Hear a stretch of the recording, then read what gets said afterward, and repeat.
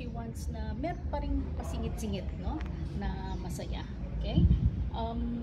There are very nice moments na gusto kong ma-share sa inyo, especially ngayong bare months na, no? And for me, this is something na siguro magre-remind na marami pa rin Pilipino at talagang they look up yung Christmas season, no? At talagang something na pagkakataon, a good opportunity para ma-remember mo yung iba, no? So, the moment na yung bare months would step in, siya ay may listahan na yan, no? At nire-review yung listahan na yan every week. Kasi she wanted to make sure na wala tayong nakakalimutang mapasalamatan, no? Especially in the blood services. Kasi marami tayong pinagkakautangan ng loob, no? Kasi alam mo naman sa blood services kailangan mga donations, no? ng dugo, and hindi yan mababayaran ng pera. So kailangan talaga ma-recognize natin, no? Yung mga tao na nagsusupport sa ating blood donation drive. And Governor Rosa Rosal, no, as we would fondly call her, ay laging check niya, no? Ano yung mga pangalan na dapat na mabilhan natin. There are times when one effort would result to make incomplete pa, may kulang pa, no, sa listahan natin. But then, kailangan huwag natin kakalimutan, no? Even little things, we should show appreciation for all these people.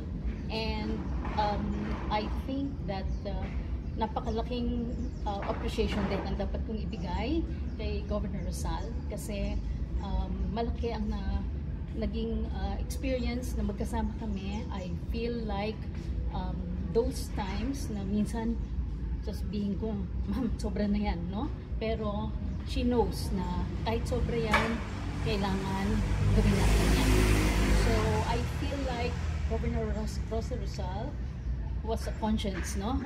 Ano ko yan, konsensya ko, may nakakalimutan ka, meron tayong dapat idagdag na gagawin natin. And I'm very thankful na nakasama ko siya, na na-experience ko how it is to work with her, at na-experience ko na tumatawa din siya, no, paminsan-minsan. Na-experience ko na kapag galit siya, naririnig ko siya, na nagagalit. Pero at the end of the day, kailangan mapakinggan siya, no? Because you will always hear good lessons, no, from her.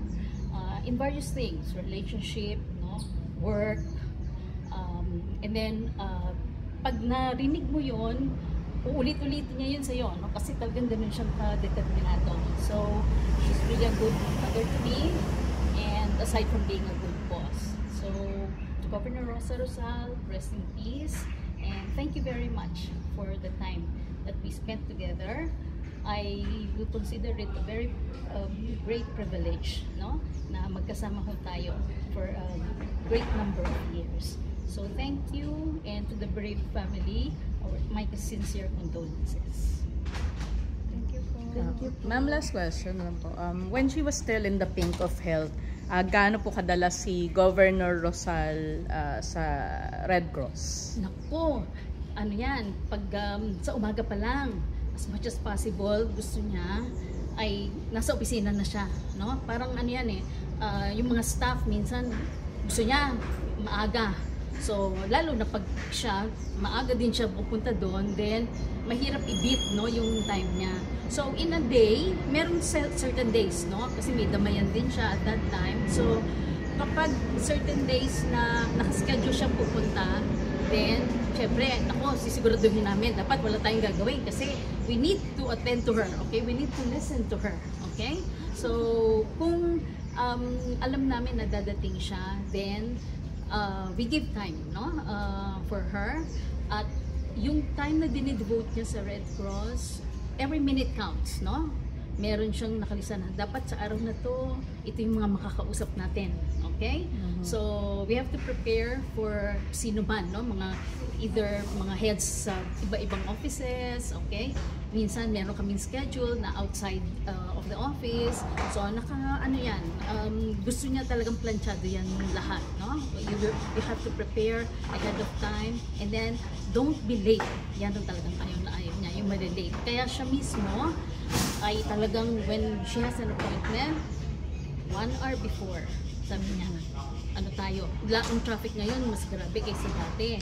Pero at that time, talagang 1 hour before, no? Kaya yun ang kanyang pag may kailangan siya sa isang tao, laging niya na, 1 hour, kanina pa ako nandito, no? So makukonsensya ka, no? Kapag commuting mo siya. So she has her ways, no? Of convincing people. She has her ways of making people feel important. Thank you. Okay.